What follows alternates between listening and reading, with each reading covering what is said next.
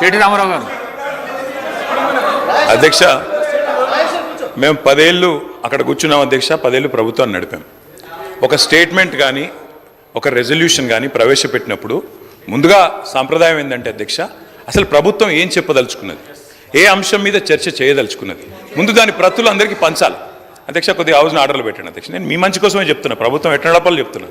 నేనేమంటున్నా అంటే అధ్యక్ష, వారు ముఖ్యమంత్రి గారు వారు గతంలో మంత్రిగా పనిచేయలేదు, వారికి సభా వ్యవహారాల అనుభవం లేకపోవచ్చు. శాసనసభ వ్యవహారాల మంత్రి గారు సీనియరు, గతంలో కూడా లెజిస్లేటివ్ అఫైర్స్ నిర్వహించారు. నేను మీతో కోరేది ఒకటే, ఈరోజు వదిలేయండి, సరే ఈరోజు వదిలేయండి, చర్చలో పాల్గొంటాం, బ్రహ్మాండంగా చెప్తాం.